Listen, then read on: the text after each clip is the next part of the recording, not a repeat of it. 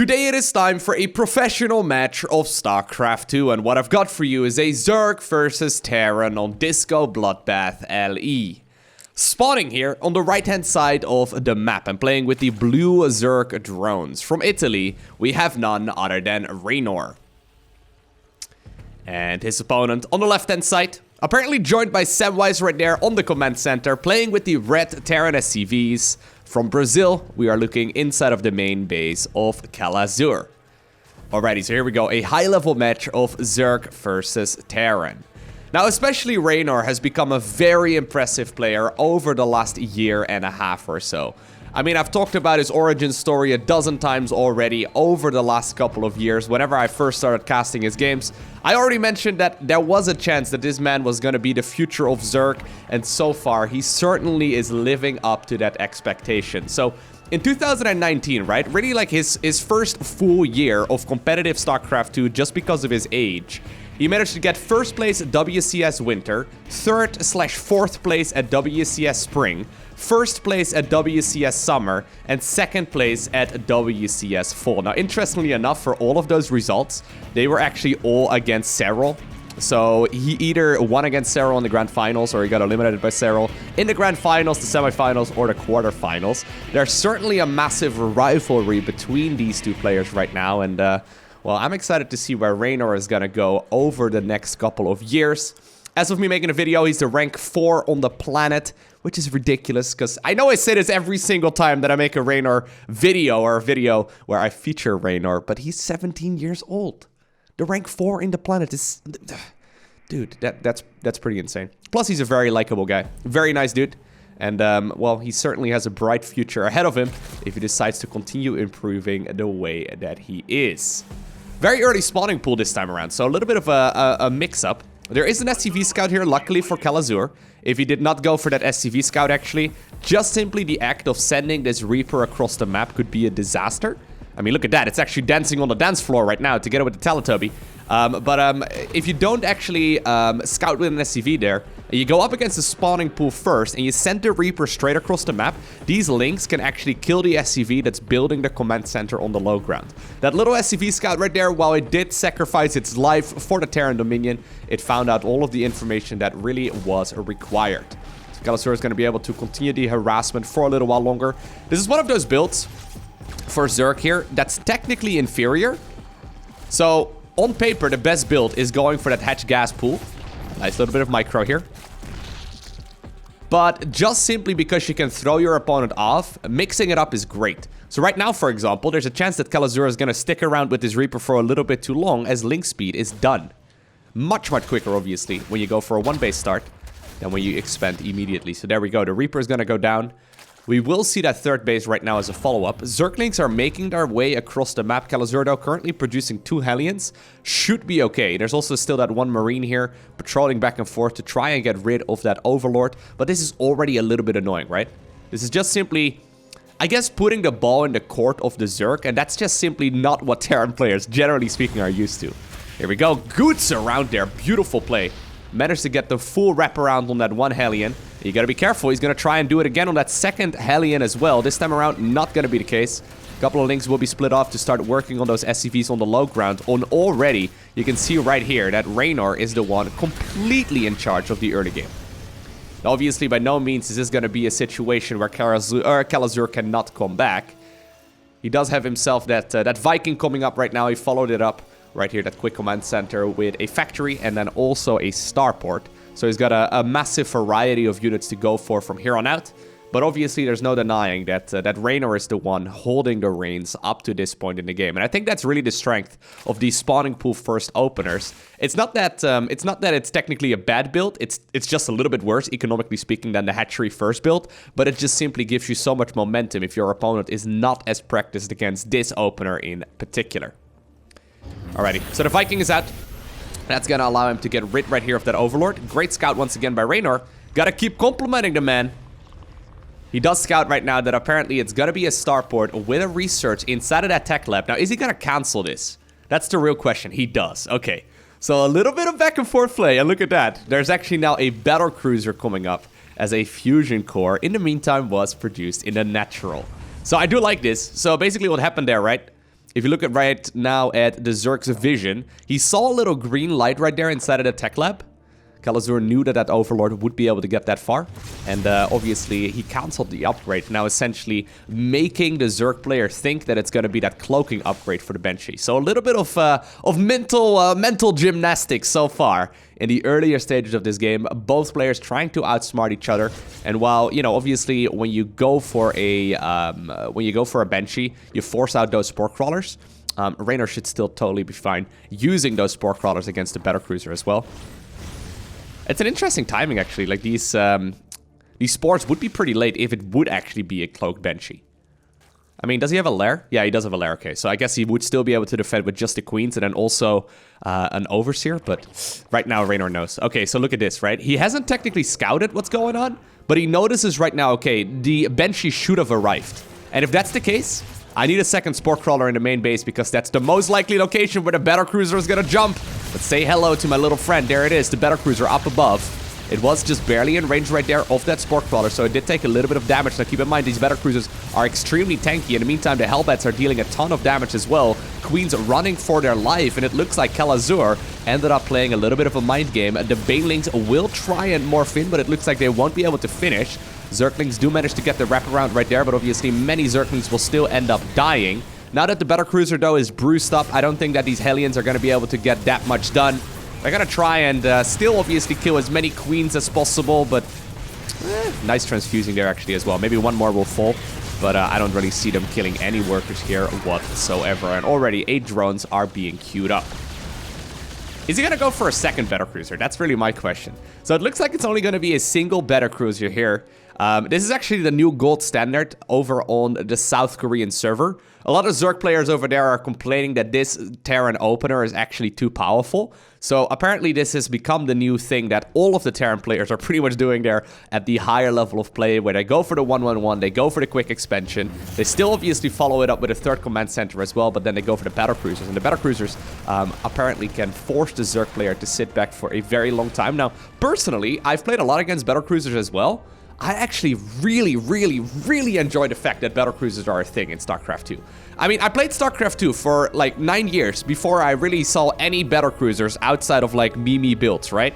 Like, Battlecruisers just simply were not built for like the 9 years or so that StarCraft 2 was around initially. Now, over the last year, we have been seeing them very regularly, and I gotta be honest with you, as you may be aware with the newly announced balance changes, there's gonna be a nerf to them. They're actually looking into reducing the effectiveness of this unit. I'm secretly hoping that they don't go through with it. I love the fact that Battlecruisers are actually a thing right now in StarCraft 2. And you know what? Yamato Cannon is starting up here. Looks like there's one SCV. Oh my god, that poor SCV! Dude, I was gonna talk about the Yamato Cannon, but that poor SCV. It built all of these structures, and then it managed to get stuck in the center, and apparently the punishment for treason is death? What was that? It was just simply trying to do its job. Well, it was also soaking up one supply, and it was unable to get out of there, since there's no Metavex out, but... Anyways, Yamato Cannon is coming up, and that indeed does mean that multiple Battlecruisers are apparently going to be the name of the game. I love this style. I love it so much, guys. I sincerely hope that they're not going to nerf it, okay? Like, they're discussing a bunch of nerfs, and I get that it may be a powerful build, but it seems like if Zerg players respond properly, like, for example, what Reynor did here, I mean, yeah, he took a little bit of damage, but it's not like the Battlecruisers seem too powerful at this point, right? I mean, apparently that's the thing in lower league play. So, if you're at a lower rank in StarCraft 2, countering the Battlecruisers may just be a little bit too hard, but I mean, that sounds like a classic case of getting good, okay? Now, here we go. That Corruptor Cloud, actually, or Corruptor Cloud?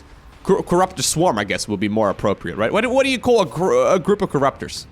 A murder of Corruptors? Actually, just a Swarm would probably be good, but anyways. He forced back that Battlecruiser, and he started puking right there on that starport. I don't know. I mean, it was a nice idea, but the Battlecruisers are still being produced. But at the very least, right now, this is allowing Reynor to establish a bit of a foothold in the center of the map. You can see right here, as soon as the Terran player left the harassment and sort of left the Zerg to their own devices, immediately the creep spread gets absolutely ridiculous, right? He's like Bob Ross. The map is his canvas. The creep is his paint. The queens are his brushes. Okay, I won't take the analogy any further, but... There's no denying that Reynor is going to goop up this map really quickly. If you give him a couple more minutes, it's going to be on the other side of the map. Kelazhur right now patrolling around here with these hell buggies, the Hot Wheels, the fire trucks, the go-karts from hell. I don't know. We need more names for all of these units. I've casted too many games of StarCraft to call units still by their appropriate names. Now, there was a surround set up for these Hot Wheels, and that does mean that they will all be picked off. Yep. Sad moment right there. Kelazhur decided to get a little bit adventurous, but with the creep that far out, Zerg can easily set up surrounds.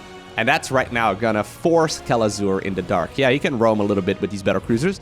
Obviously, they can jump and they can get back to main pretty easily if they need to be used defensively. But for all intents and purposes right now, Kelazhur is just trying to get lucky, okay? This is him just trying to, like, bait the opponent into not moving out, because you don't really want to fight a lot of these Zerg units. There's a couple of siege tanks set up over here, but it looks like they will be connected. Not quite, actually, with one corrosive bile. The siege tanks will get picked off, but there's still that planetary fortress over here. Battlecruisers, in the meantime, still actually on the other side of the map. There's actually a group of Battlecruisers on the northern section, or on the right-hand side, I guess, of the map, and then also one here on the left. Very curious move. There's actually no detection really over, or rather no defenses right there just yet. At the same time, though, the Terran mineral line is being absolutely massacred by a couple of those banelings. A lot of SCVs will be picked off, and while a couple of drones also are being killed here, I still feel like this is a favorable trade for the Zerg player. The Terran army, though, is still looking very menacing. The siege tank's obviously super helpful, too.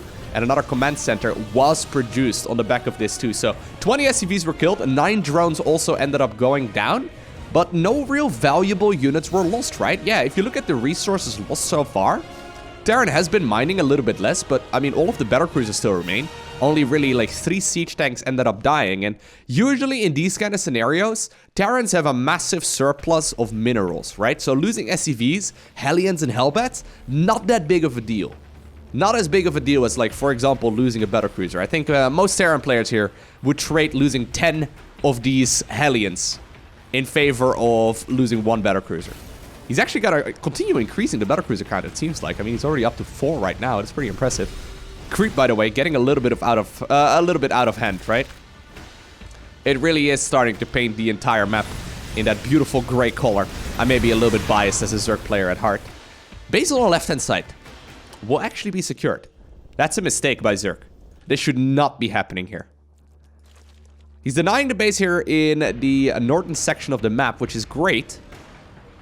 But at this point, I mean, he doesn't know, right? Yeah, no, this is actually usually the most difficult base for Terrans to secure on this map, other than maybe the one in the top right-hand corner. The thing is, normally Terrans secure it. Ooh, there we go. Once again, a couple of Yamato cannons. And that does mean that Corruptor's full, and the Battlecruisers will be able to teleport back to safety. If I can find where they are. Ah, there they are. By the way, oh my god, dude. He's producing 3 Battlecruisers at once. He's gonna go up to 8 Battlecruisers here very quickly. And these are gonna be very well upgraded, too. What was I saying? I was saying something. I don't remember anymore. Oh, yeah, right. This base over here is normally not the one you acquire at this point in the game. Normally, you go for the one in the top right over here instead. And Kelazhur is going to try and secure that one. He's distracting the Zerg player here, making him think that that is the base he wants to actually acquire, but that's not quite the case. A couple of Hellions apparently made their way towards the other side of the map. They will spot now that a couple of Infestors are being produced as well. Queen will fall, a couple of drones will get picked off as well, but this is mostly just buying time here for Kelazhur to get that massive Terran death wall. I'm getting excited about this, guys. I love Battlecruisers, I think they're awesome, and it seems like we have a lot of them in this game. Look at that fleet. That's a lot of these really shiny ships. Now, Battlecruisers become exceptionally better with upgrades, okay? So, you know how like a Battlecruiser attacks super quickly? It has like these little pew, pew, pew, pew, pew, pew, like little missiles that it shoots immediately. Every single one of those missiles gets +1 additional damage with upgrades. So if you get +3 damage, you know, +3, that's massive.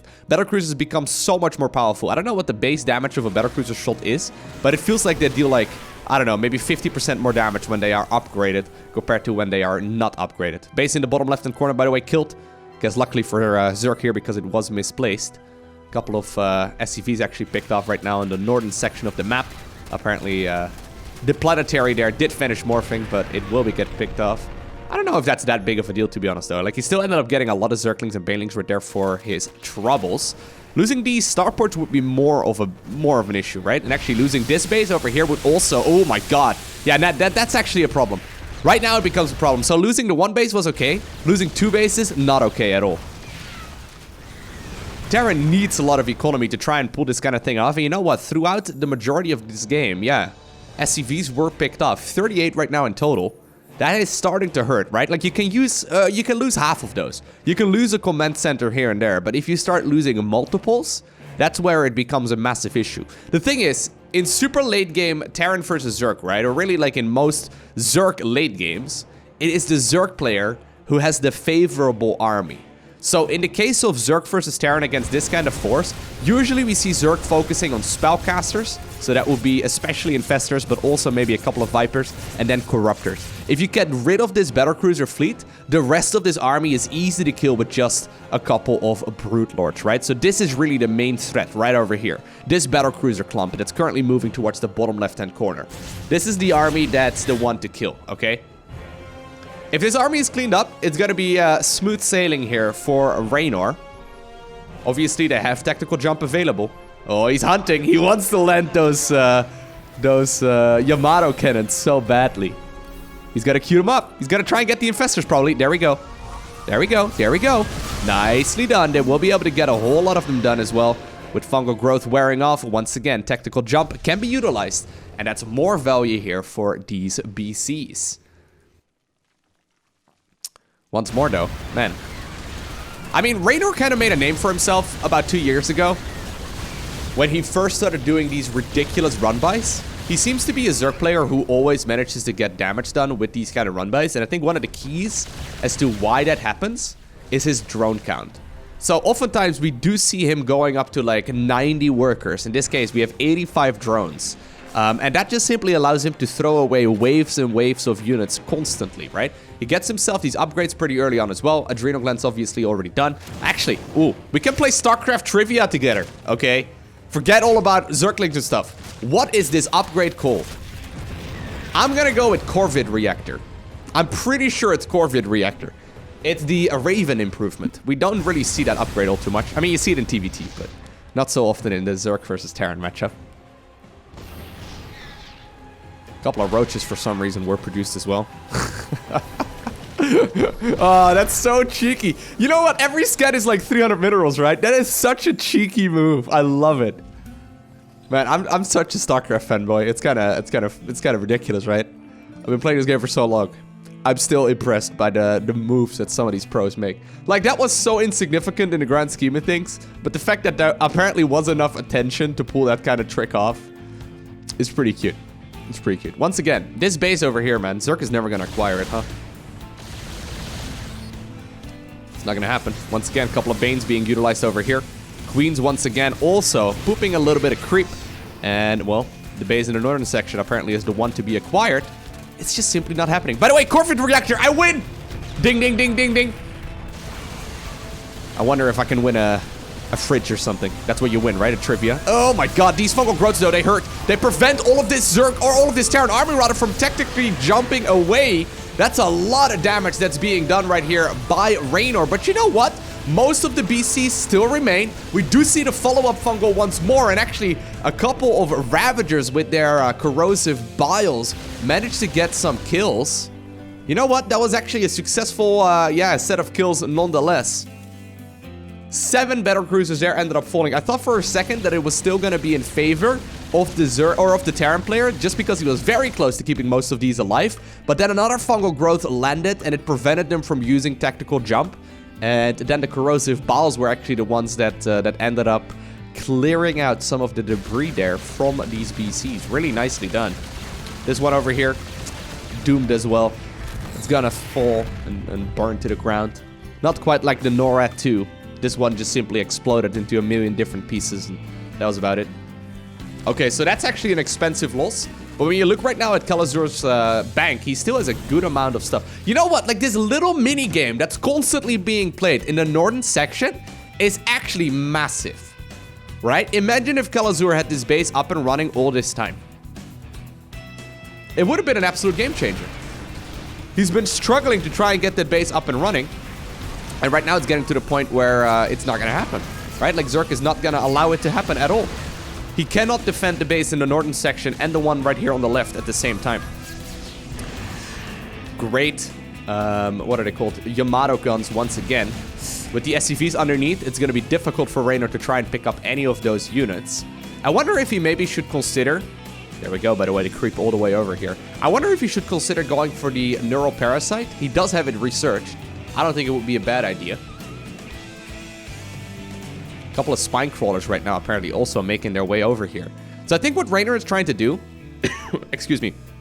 I think what he's trying to do is slow push his way towards this base with the creep and then get the static defense in position, right? And then he always has like a safe haven to back up into. Every single time though you see a Yamato cannon going down, it's huge. Ooh, there we do have that beautiful orange paint on top of those Corruptors too.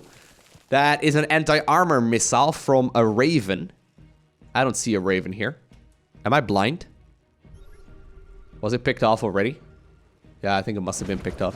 Anyways, the anti-armor missile basically reduces the effectiveness right here of these Corruptors significantly. Once again, though, they move in and they manage to get a kill on a Battlecruiser. Now, keep in mind, on the back of this, we see so much mining for Zerg. He has all of the bases on the right-hand side right now taken care of. He finally secured the base in the bottom left-hand corner, too. And even though these trades have been... not the most efficient for Zerg, I would say, right? They've been decent, primarily because this base over here was denied for such a long time. Now, finally, Kelazhur manages to get the base up and running, and that's huge. He needs to get his money and his income back up. The majority of his bases are starting to run low. Look at this. We have 10 SCVs mining 2 mineral patches. Not quite ideal. So this little back and forth, this little skirmish on the left-hand side is actually massive. If this base falls, that would be the end for this Terran player in this game. Fungal Growths preventing the technical jump once again. Corruptors getting so much value done as well. Target firing down these Battlecruisers one at a time. I only see 3 of them remaining right now. It looks like most of those Liberators are also in red hit points right now. Couple SCVs desperately trying to repair underneath, but there we have it. Reynor fighting extremely hard this game, doing a beautiful job denying the Terran bases left and right while simultaneously teching up as well. That was a game that certainly went in his favor there. Not because Kelazhur played poorly, but just because Reynor played a little bit better. I think the skirmish in the northern section of the map, I tried highlighting it a couple of times, but I mean, it was happening amongst other things, right? While bigger battles were happening. But the skirmish for that base in the top section of the map really was what allowed Reynor to win here in the long run, because he denied the Terran economy for so very long. And it's one of those things that's very easy to slip up when you're playing your own games, right? Like, say, for example, I'm playing a game on the ladder and I go up against a Terran player. I lose focus on one of those expansions and it just sort of goes up, and then there's a planetary fortress there, and you're in trouble, right? Reynor never really allowed that to happen until the absolute latest possible moment. I mean, he must have denied it for like 10 minutes straight, right? Like, that was a long time. And Kelazhur just simply didn't have the money right here at the end of this game to continue mining. He did GG out. Obviously, he could have stuck around in the game for a little while longer, but the thing is, with the GG, right, at this point in the game, it's clear that Reynor was going to be able to kill the planetary here on the left-hand side, and at that point, he would be able to take that base. He took the top right-hand corner, bottom left-hand corner, and Kelazhur would slowly but surely end up losing all of his bases. I mean, maybe he could be going down with another fight, right? Like, maybe he could stick around for like another 5 minutes, muster up like, I don't know, like a marine-based army or something, but there's absolutely zero way that Reynor is gonna give up that advantage. I hope that you enjoyed watching this video. If you did, make sure you hit that like button down below, and if you want to see more, make sure you hit that subscribe button so you get a notification as soon as I upload more. A special shout out to the Patreon supporters in particular. Thank you guys very much for your generosity. In case you're interested in more of my content, consider checking out my second channel as well. You can click the beautiful purple circle in the middle of your screen right now to head on over to that page. But for now, I want to thank you for watching. Have an amazing day. Do not forget to smile alright. And I will see you once again in the next one.